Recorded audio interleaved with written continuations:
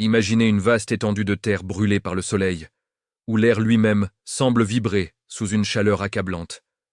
Nous sommes au cœur des déserts d'Amérique du Nord, que ce soit dans l'immensité aride du Sonora ou dans les paysages tourmentés du Morave. Ici, la nature ne pardonne rien.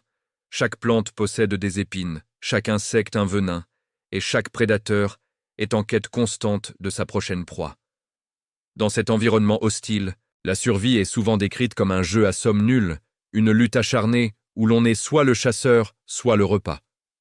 C'est un monde de solitude et de compétition brutale, où l'on imagine volontiers que chaque être vivant considère son prochain comme une menace ou une ressource à consommer. Pourtant, si vous observez attentivement les broussailles poussiéreuses et les sommets des saguaros millénaires, vous pourriez être témoin d'une scène qui défie toutes les lois de la biologie conventionnelle. Au milieu de ce silence de plomb, une silhouette furtive apparaît, celle du coyote. Il avance d'un pas souple, les oreilles dressées, le regard d'ambre balayant l'horizon. Mais il n'est pas seul. Au-dessus de lui, ou parfois à seulement quelques mètres sur un rocher, se trouve un grand corbeau au plumage d'un noir de jais, ou peut-être un géocoucou, ce célèbre coureur des sables.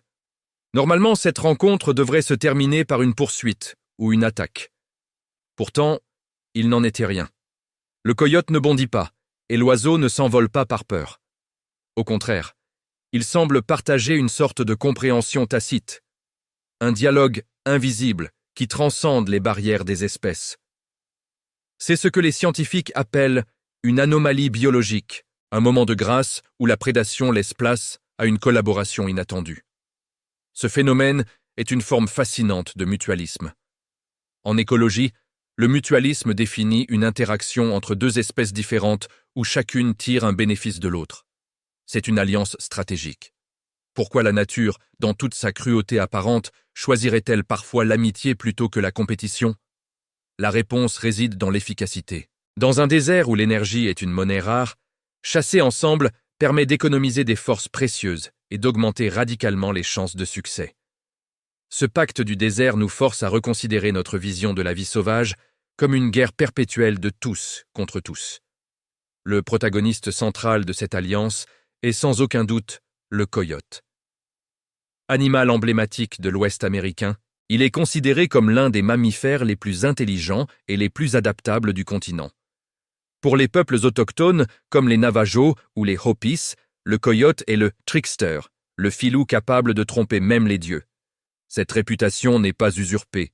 Le coyote ne se contente pas de survivre, il innove.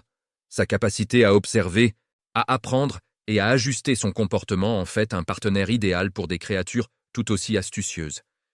Mais pour qu'un tel partenariat fonctionne, il lui faut un allié à la hauteur de son ingéniosité. C'est ici qu'entre en scène l'allié ailé. Qu'il s'agisse du grand corbeau, doté d'une intelligence cognitive que l'on compare souvent à celle des primates, ou du géocoucou, ce chasseur terrestre agile aux réflexes fulgurants, ces oiseaux apportent au coyote ce qui lui manque.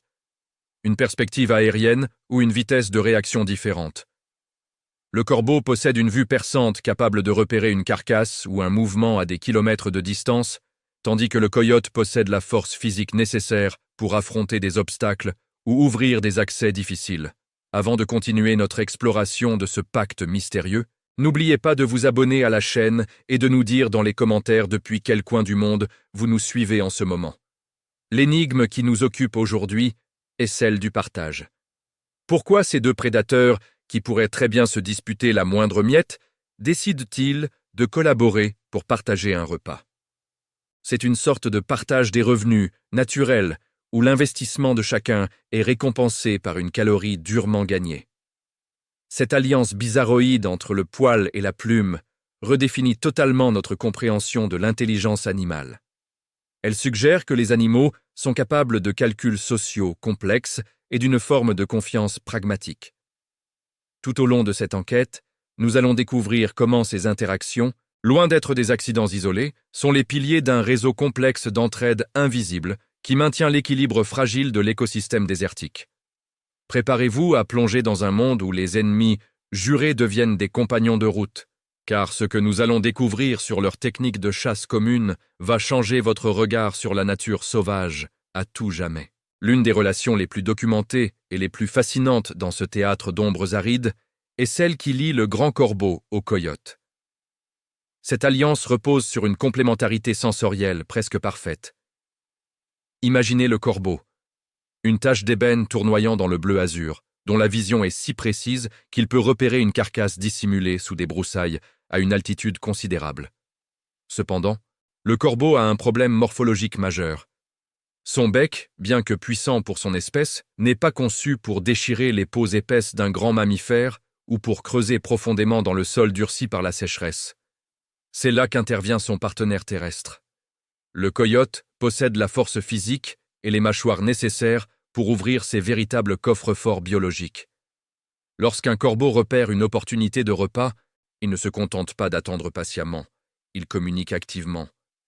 Par des cris spécifiques, des appels gutturaux et des croassements rythmés qui tranchent le silence pesant du désert, il guide le coyote vers sa découverte. Le coyote, de son côté, a appris à interpréter ces signaux sonores non pas comme un simple bruit de fond, mais comme une invitation à un banquet mutuel. Une fois sur place, le prédateur canin déchire la carcasse, permettant ainsi à son informateur ailé d'accéder aux entrailles et aux tissus mous qu'il ne pourrait jamais atteindre par ses propres moyens. C'est une synergie parfaite, où l'information aérienne est échangée contre de la force brute au sol.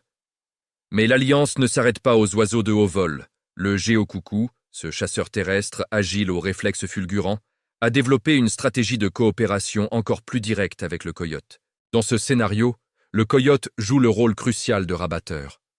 En trottant à travers les buissons denses de créosotes ou les amas d'agaves épineux, le coyote débusque, par sa simple présence massive, une multitude de petites créatures cachées. Les lézards, les gros insectes et les petits rongeurs, terrorisés par l'approche imminente du mammifère, bondissent hors de leur refuge pour tenter de s'échapper. Pour le géocoucou qui suit les pas du coyote avec une précision métronomique, c'est une occasion inespérée. L'oiseau n'a plus qu'à cueillir ses proies en plein mouvement, profitant du chaos et de la distraction semée par son grand compagnon. En retour, la vigilance extrême du géocoucou, qui reste constamment aux aguets, offre au coyote une paire d'yeux supplémentaires pour détecter d'éventuels dangers ou d'autres opportunités de chasse à l'horizon. Cette interaction transforme la quête de nourriture en une manœuvre coordonnée d'une efficacité redoutable qui profite à chaque membre de ce duo improbable.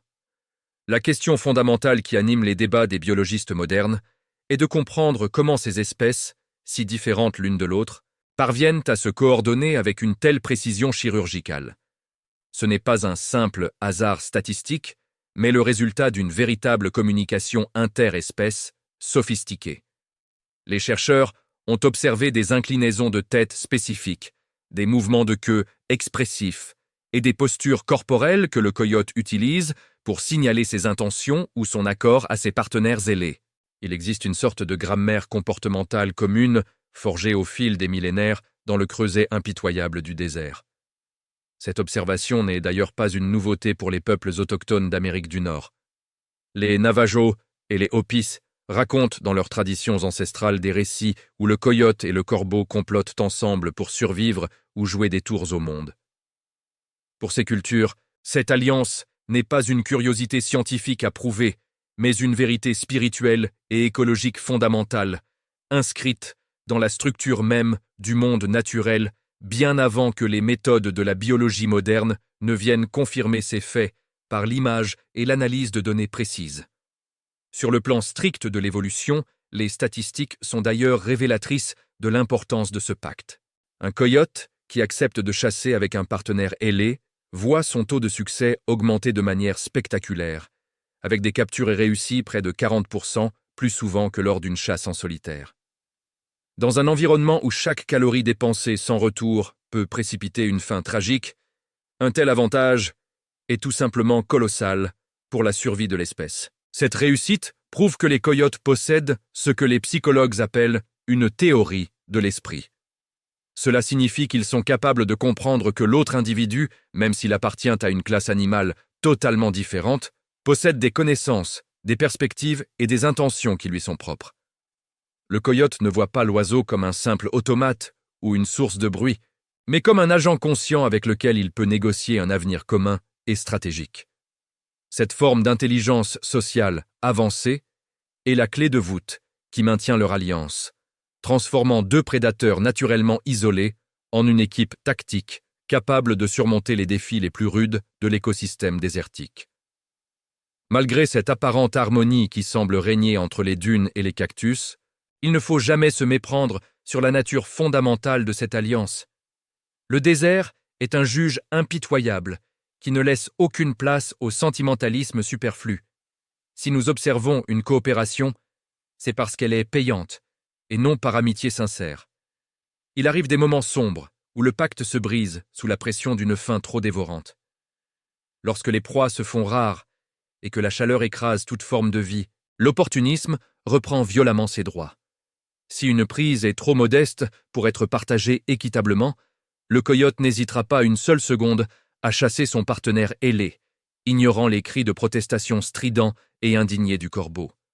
À l'inverse, un oiseau pourrait très bien abandonner son compagnon terrestre s'il repère une source de nourriture plus facile ou moins risquée ailleurs. Ce que nous voyons n'est pas une camaraderie loyale au sens humain du terme, mais un contrat de survie temporaire, renégocié à chaque aube où chaque calorie est un argument de poids. La confiance, dans ce théâtre d'ombres arides, est une monnaie volatile qui s'évapore aussi vite qu'une goutte d'eau sur une roche brûlante. Cette versatilité du coyote se manifeste également dans d'autres partenariats tout aussi fascinants, soulignant son rôle de véritable stratège et de réseauteur professionnel de l'écosystème. Pour comprendre l'étendue de son génie social, il suffit de regarder vers le sol, là où il collabore parfois avec le blaireau américain. Si le corbeau est son radar aérien, le blaireau est son unité de démolition souterraine. Tandis que le coyote patrouille en surface avec sa vitesse légendaire, le blaireau utilise ses griffes puissantes pour s'introduire dans les terriers profonds des écureuils terrestres. Ensemble, ils créent un piège sans aucune issue possible. Si la proie reste sous terre, elle finit dans les griffes du blaireau. Si elle tente une sortie désespérée vers l'air libre, elle tombe directement dans la gueule du coyote qui l'attend de pied ferme. Cette capacité à alterner entre des alliés aussi différents qu'un oiseau de proie et un mammifère fouisseur démontre une intelligence tactique et une plasticité comportementale qui dépassent largement le simple instinct de chasse primaire.